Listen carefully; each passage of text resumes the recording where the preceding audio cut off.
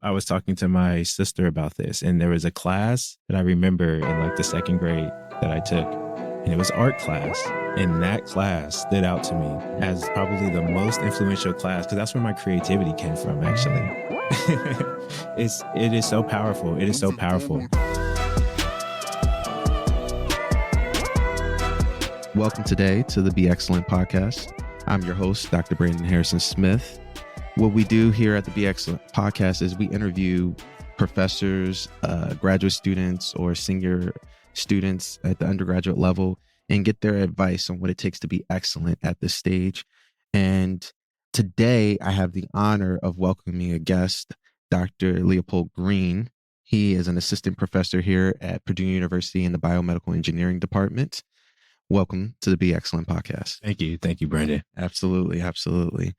We met actually at the Black Trailblazers in Engineering Fellowship here at Purdue University. And it's actually funny, right? Because I don't think any of us intended to be here at Purdue, whether it be for me, a postdoc, or you as an assistant professor. I think it just kind of happened by chance. But I think that's probably a strong message to people that sometimes things happen organically, and some of the best relationships or networking that you get just happen when you take a shot at doing something. I don't know about you, but for the Black Trailblazers in Engineering, it wasn't even on my radar.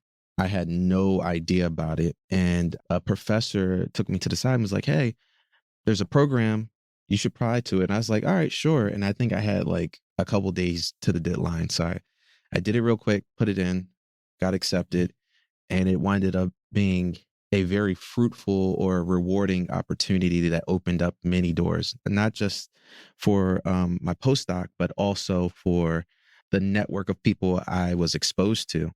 Coming from the university I came from, I didn't really have a lot of exposure to Black professionals in the academics landscape. So I didn't really get to have people I could talk to or get mentoring from that came from the same background that I came from. So it was a very uplifting and wonderful program for me. And it allowed me to meet you, not only a fellow Black Trailblazer in Engineering fellow, but also a member of Alpha Phi Alpha Fraternity Incorporated. Oh, six. And so a lot of different relationships, a lot of different things came from that. So it's great to have you on the podcast. Thank you. Thank you, brother. What I wanted to start with is ask you some questions, some general questions about your upbringing, where you come from, what's your hometown? I know you're out here in Purdue. I don't think you're from Indiana, right? So where do you come from? Yeah, I'm from the Wild West. No, I was born and raised in Las Vegas, Nevada. Okay, Las Vegas. Yeah. Okay. Yeah, so it's a very unique place. I think a lot of folks recognize Vegas for its nightlife and its above 21 scene, but there is a pretty big community out there that sort of surrounds, and it's been one of the fastest growing cities in the United States and probably the world. I know it's had that ranking falling off and coming back on since I was a kid. So I just watched it grow up from literally a small town and hearing stories. Like my dad is sort of one of the first generation folks who kind of grew up in Vegas. He was born in Mississippi and moved to Vegas when he was months old. So he was pretty much raised there. So hearing stories from like his generation and how small the town was then. And I used to ride my bike around the entire valley of Las Vegas because it was all desert. Yeah. So me and homies would just kind of go around, catch tadpoles and stuff after rainy season and grow them up to frogs and stuff like that. So that's really amazing. Yeah. And hopefully it continues to grow. I know that LeBron James said that he wanted to create a basketball team there. Yeah. So, but yeah, maybe some more great things will come to Las Vegas as well. Speaking of growing up and catching tadpoles and growing frogs, which is actually a really cool story. Is that like what exposed you to STEM and got you interested, or was that just something cool that y'all did? No, I think I was just a kid, and my parents were very intentional. So I was lucky enough and blessed enough to grow up in a loving family. I have a younger sister, and then my two parents. Also extended family in Vegas. So like the thing about Vegas is it's really just an extension of the South. So a lot of families you will hear are from Louisiana, Mississippi. It's really the bigger ones, but you hear a lot of Texas and stuff. And it was the grandparents who would come in. So we felt like we were the South. And so my parents just stayed on me about just education, and they enrolled me at the time. So Vegas, Clark County School District is actually one of the worst school districts in the country, from my understanding. But back in the 90s, they implemented this magnet program, which is still around now, and it's been very successful. So there were two routes, the arts side and the math and science. And I went down the math and science side. Okay. So, yeah. Yeah. Okay. All right. And from going through that math and science side, did you have a direction that you wanted to go, post high school into undergrad, or you just was interested in STEM and you were kind of trying to still find your way? No, so I was an artist stuck in this world of math and science, which is crazy. Interesting. So I went to the school, Advanced Technologies Academy High School. Crazy name, but they had majors. Okay. And I chose engineering as a major, thinking it was architecture, because I love the design of structures. It's And actually pretty funny because I was actually interested in architecture as well as a high school student. I didn't necessarily go to a school like that had majors, but art from the architecture census was something that I was very much interested in, and that kind of like got me into thinking about engineering as well. So that's actually pretty dope. So from that engineering program, I guess it definitely veered you into a different path. And how did it veer you that into a different direction there? it was just the way engineers thought about problems. It was different. I think just generally in society we come across problems, and it's kind of convenient to discuss them because we're living them and everybody is experiencing it. But something that I learned while being in that class was, there are tools around us, or you can develop tools to help solve those problems. Sure. And that kind of allowed me to always take a step beyond what was going on and start thinking about how can we, really design solutions. So then from life, I just always thought about, okay, what's the problem? Well, what are the potential solutions? And I think that is really what engineering is and has really been ingrained in me as a scientist. Absolutely, absolutely. And so from there, you went to college. Went to college, studied chemistry, actually. Yes, same here, actually. At Cheney University, I was a chemistry major. Yeah, I went to Hampton. Yes, So, HBCUs. yeah, exactly. Yeah, I was actually there. I ran track as well. So I wasn't like the best athlete, but I was always pretty athletic. And What events did you run? So the 8 in college, but in high school, I ran everything from the 2 all the way up to cross country. More power to you. I think I focused more on the 400, 4x4. They tried to get me to the 800, but I never got to the stamina. And then I tried the little hurdles, but the hurdles just kicked my butt. Yeah, no, there's another faculty that you should reach out to, Yvonne Wopey. Okay. I hear he was a track star too, and is a brilliant scientist, engineer as well at Columbia. So, all right, cool. Definitely will do that. All right. And so as a chemistry major, so you did a little bit of engineering in your high school, and then as a chemistry major at Hampton University, did you do any internships or anything that like kind of started to steamroll you into the space of biomedical engineering? I sort of switched from engineering to chemistry because I thought medicine would be the route that I would take. So yeah, personal reasons was dealing with eczema and thought like I would, would love to be dermatologist and all of that stuff. And so figured a lot of folks were studying biology, and I thought I had never taken chemistry before, so I might as well study it. And it ended up giving me insight into, like, I think, a different perspective of what was going on in nature that I think biologists, at least in high school biologists, I know biologists out there really, really think critically, but in like high school, in college, it was always thinking about like cells and molecules or plants, but not really, what are the mechanisms that are occurring. And that was chemistry. Yeah. Not to slight biologists. Right. It's just more so what is focused upon in those early developmental ages, years of your life. They focus on those things, and it's not enough not a broader perspective on what's actually really out there. Right. And they're doing way cooler things than the little things that they express to you in those Exactly. developmental ages, Exactly. for sure.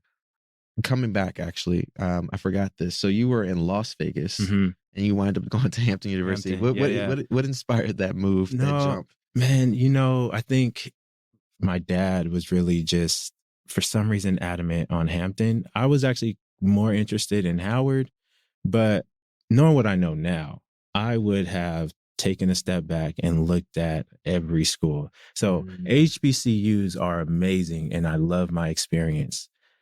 But maybe we'll get to this later in the pod. But I think knowing what I know now, I would have taken the time to consider MIT or Stanford or Harvard or something like that. I agree with you. I think I was a little bit nervous from my experiences. My family gave me like, no one will take care of you better than the HBCU. And that was their perspective. And being nervous, I applied to a lot of HBCUs. And when it came to funding and support, I got more support from the HBCU than I got from other places. I got accepted. I don't think I got a rejection letter from anywhere I applied to. I applied to Penn State, Pittsburgh, different universities. However, they offered me a book voucher scholarship. And I was just like, I can't afford to go to school. Yeah, see, I wasn't even aware.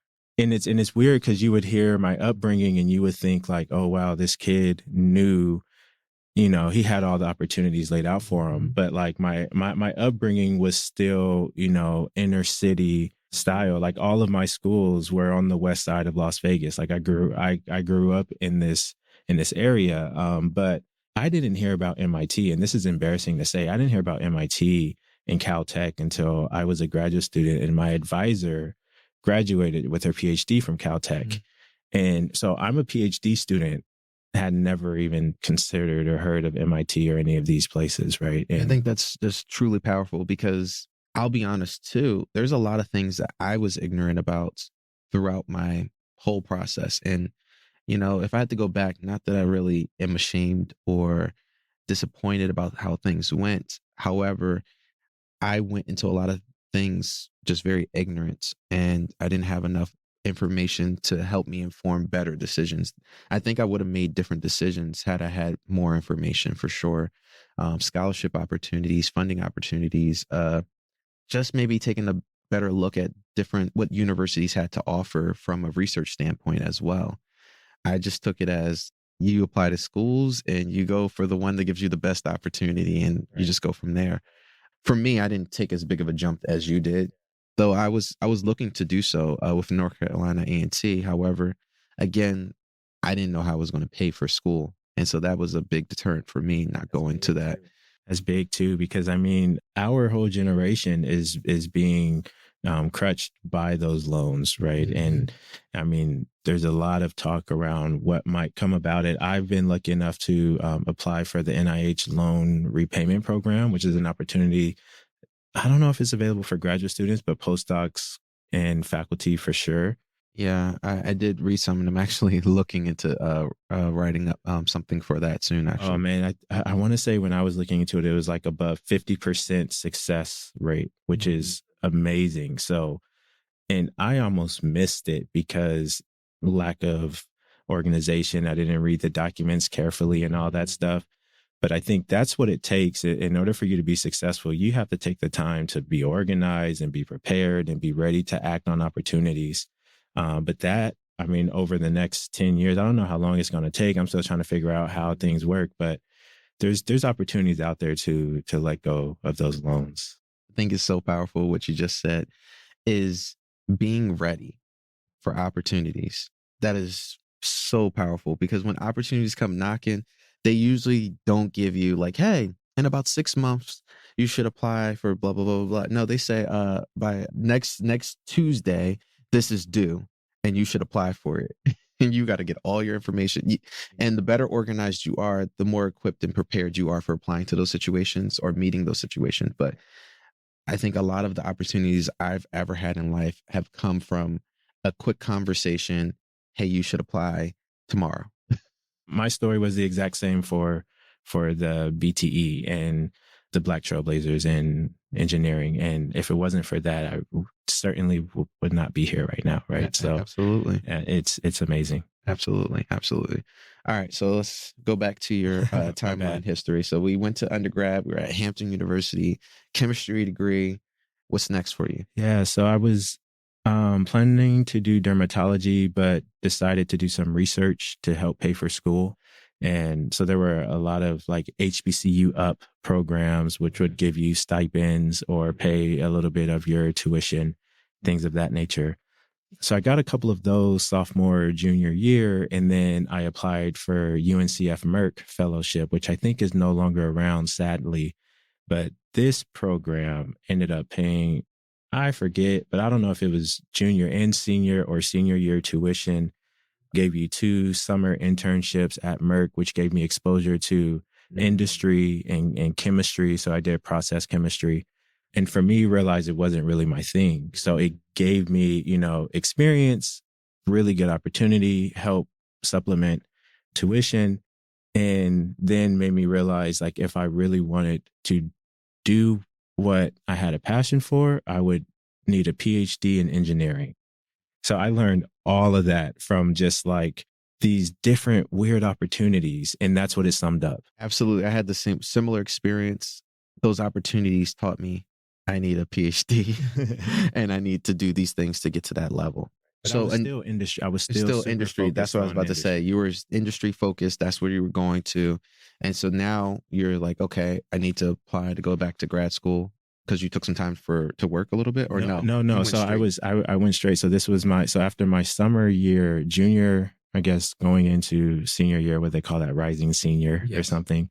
Yeah. So after the first summer internship with Merck, I was going into my senior year, and it was weird. If I was sticking with chemistry, I would go industry, but I was also studying for the MCAT and doing dermatology. All right. So I was submitting my applications for dermatology or for medical school essentially. And I got the first rounds and asked for fee waivers and all that. And then they're like, okay, by the way, second round applications. Oh, shoot. And these are X amount of dollars. Ooh. And then after that are interviews that you have to pay for flights. And I was like, whoa. Wow. Yeah. I don't have this. Right. And, I mean, I'm struggling living off of credit cards for the most part. Like, yeah, I can't afford that. So I was like, what else can I do? And then grad school applications, fee waves, and then UCR, it was kind of weird. They just sent me an admission letter, something like that. Like, I forget the details, but it was like, based on your credentials. I don't remember applying. I don't know if it was because I was a part of like UNCF Merck or I was a Ronald E. fellow. So I got like all these different emails and opportunities coming up. UCR came up and I'm like, man, this is close to California. I mean, this is California, close to LA. I get to go to Lakers games, but get to be close to home. Did you go to the Lakers games? Man, we used to go to Lakers games. Oh, wow. Every month. Oh, man, that's amazing. All the time. That's pretty cool. Yeah. That's pretty cool. It's very interesting how dollar signs can sometimes be like preventative of getting you through certain doors. And that's another conversation, particularly for another podcast. Yeah. But I think those are definitely some really interesting things to be aware of. I actually have a lot more ideas on where that comes from. All right. So you went to UCR and you didn't apply for chemistry, you applied for bioengineering. So I made the complete switch, right? So as I mentioned, I said, so the dermatology medical thing. Now, mind you, I hadn't even heard of MD, PhD. And had I heard of that, I think I would have been the perfect candidate for it, right? Absolutely. I didn't know about that until I was in my graduate program. So now MCAT, I skipped over that. I didn't do the best, but I didn't do super poorly. Yes. I didn't take a course. I didn't have the funds to take a course. Mm-hmm. So I was literally like studying my textbooks because I had paid all the money into the textbooks. So those better get me. Same here. I did the textbook route. It's the cheapest route, which you can afford. Exactly. And then you just do the best from those textbooks. And they do okay. Yeah. But obviously, I know a lot of people who had the money to go and do the courses and do better. But all right, so you did your MCAT. So I did the bioengineering, still didn't know what a PhD meant, and ended up landing into a lab that was doing DNA nanotechnology. and had no idea what this meant, but just said, let's do it. Yeah. All Let's right. do it. And so you stayed in that lab, or did you I transfer? stayed in that lab. So they do rotations. So usually some graduate programs they allow you to do quarter rotations or month Right. rotations so you can try out different labs before joining. Absolutely. Other programs like BME here, you have to join the lab. So the moment you join the program, you are being recruited by the lab. By the lab itself. Right. Yes. So, Yes. Okay. and there's a difference in the funding and how that works from the faculty side of things. So if they rotate, then the department pays for the first year. But if they join your lab the first year, then you have to pay. So you have to make sure that you have the funds to recruit students, right? So something for those of us who are thinking about academia. So yeah, I rotated and then joined her lab. I think she was my last rotation. I met her like my first rotation. I was like, I don't understand what you're talking about, honestly. And then circled back to her and I was like, okay, come on, let's do it. And ended up loving it. Took me a while to get an understanding of how powerful or what I was really doing in the lab. To me, I was just working with DNA, trying to make nanostructures. And come to find out, I was reprogramming molecular components or molecular structures to design systems that I wanted. And that's super powerful, right? That is definitely powerful. Okay. So therefore, you get into this lab, you're doing these things. Was there a big learning curve because you're coming from a chemistry background? Did you feel like there was like this innate struggle? You know, this is my thought on this. I don't think we need a bachelor's to get a PhD because the kind of learning that you do as a graduate student is completely different than what you're doing as a so to be frank, I had no idea the fundamental concepts of what I was doing in the lab. But as I was doing it, I was learning it. Like, think about this. I'm a chemist doing to a mechanical engineer control theory with molecules. Now, as a chemist, you have no idea what control theory is unless you're a PhD chemist and you spent time browsing and doing this stuff. But as a undergraduate student in chemist, you don't come across control theory and molecular programming and all of this stuff. But by doing it in lab, Yes. now, what does my day to day look like? I'm taking little volumes of water in a pipette and I'm moving water from one tube to the other and putting it on a heat block. And the heat block is changing the temperature of that water solution and it's causing these molecules, these DNA molecules to separate or come together. And based on the order of molecules that I put together, they start to form in very weird ways that gives us three-dimensional shapes. It's just like paper origami. You fold your paper in one way and then you take that corner and you fold it in a different way. It gives you a very unique geometry. Yes. So we're doing the same thing, but what is my physical duty? Transferring and heating. To transfer and heat water. You're right. That's fascinating, right? I'm learning control theory and all this stuff by transferring water. I think it's a really hot topic there.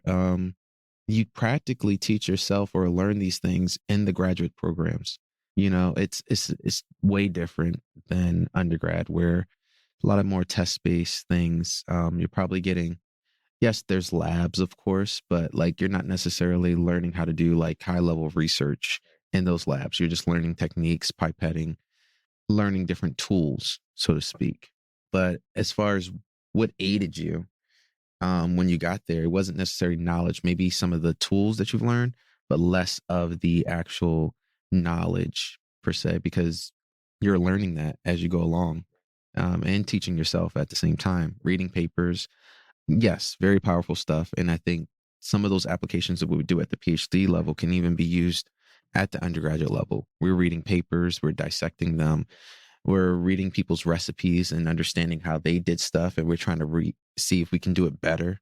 You know, all those things. Very powerful things. All right.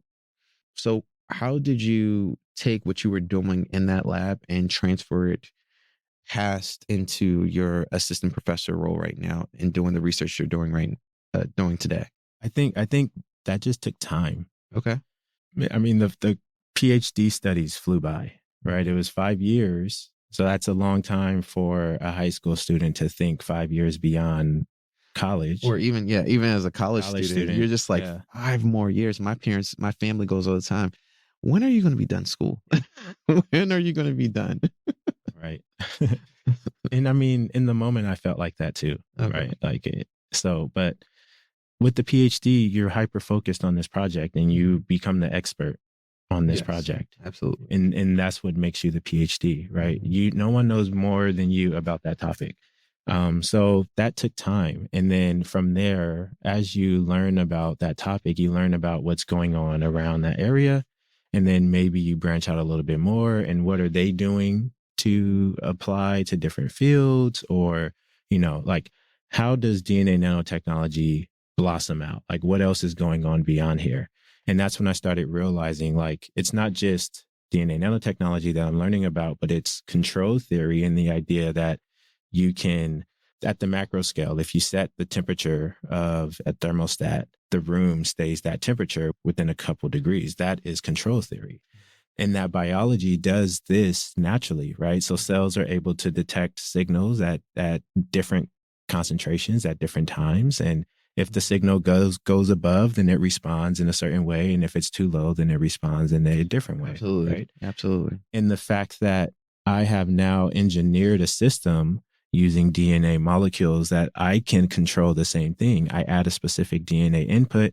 It tells my DNA strands or my DNA structure to break apart. I add another DNA input and it tells them to grow back together. Right. So I'm designing a controller, and then I was able to couple that to a synthetic system. So now I'm like, wow, if I can do that with the molecules of life, then what can I do in terms of therapeutics? So then that's when I started branching out. Okay, how are these being applied to different therapies? And there's a whole world of that. And then I thought about, okay, I'm interested in the skin, and this is my personal, going back to dermatology. Yes. How do I couple these two? And that's when I got into the microbiome. Yeah, that's pretty powerful. But it takes time with those things. It's hearing you describe it. It's like art, right? And one thing about art is sometimes it might take you 5-10 minutes to do an art piece. Sometimes it might take you years to figure out those things and make those connections between what you're studying, what you're learning, what you're ultimately interested in. Like you said, you mentioned dermatology way back in this conversation, and now you're found a way into the future of how to relate what you were originally interested in into what your current knowledge space is. Right. So you're able to create now this very artistic research world of yours, your own, to create your own lab. So I think that's just very powerful. Definitely for people to know that some things don't come together overnight. Actually, a lot of things don't come together overnight. And a lot of things are inspired from an artistic standpoint. I was just talking to somebody that's going to be on the podcast later. And one of the powerful things that they said that was important was art, not necessarily just the science. And I won't talk too long about that, but you can't teach someone to be interested in art or give them some creativity to be an artist, but you can teach them just general knowledge based things. Yeah, I can teach you about chemistry. I can teach you about atoms. I can teach you about DNA. I can teach you about light interactions, but can we teach the creativity to take technology to the next level? And it can be saddening hearing some of these art programs being, shut down and just removed when they are the inspiration for what a lot of engineers do. It is. That creativity is powerful to engineers. So if you want future engineers, you got to also cultivate an environment for their artistic ability to grow. So no, I completely agree. I was talking to my sister about this, and there was a class that I remember in like the second grade that I took, and it was art class.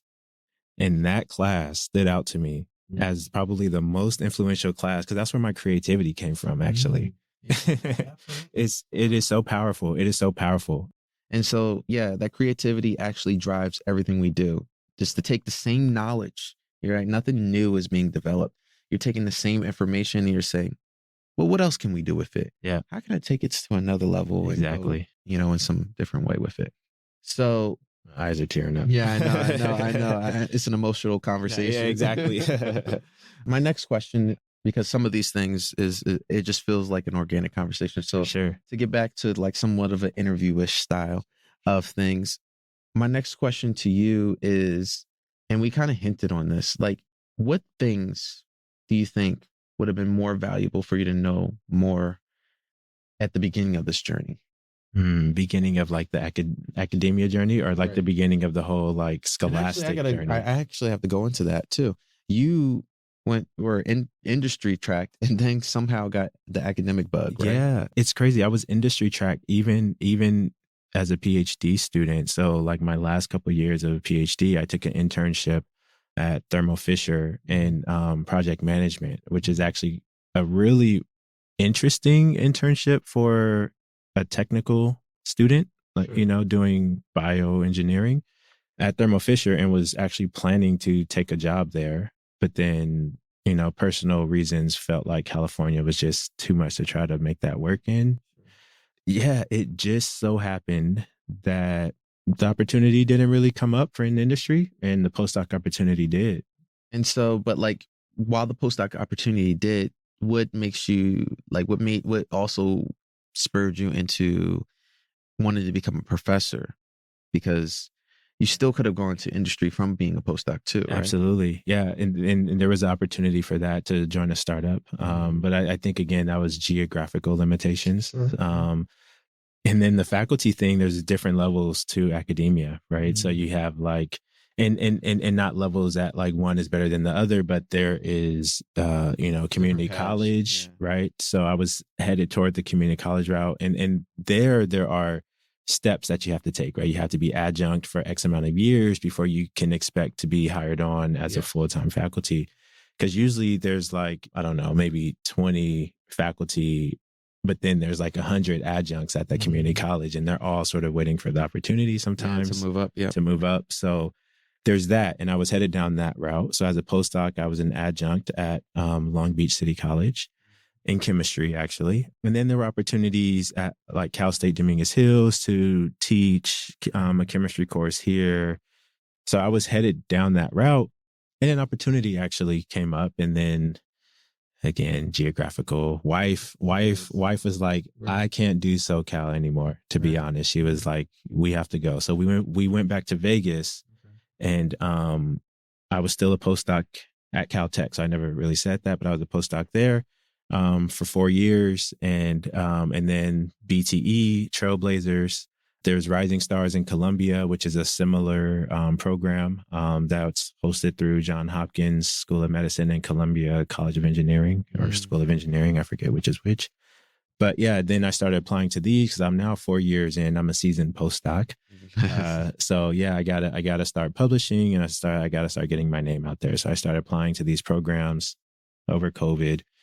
Then opportunities came up. So yeah. Okay. Okay. And so, how are you liking academia? So you wanted to go industry, but now you're in academia. What's Yeah. So you were asking if there's anything that I wish I would have learned or known going Yes. into, I'll just say into the PhD, but I'll also say for students who are high school going into undergrad, if you could think about this sooner.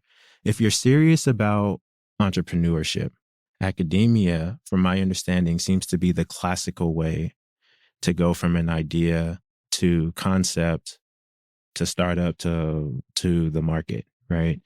So if you have an idea now at any age, at any stage, academia gives you those resources.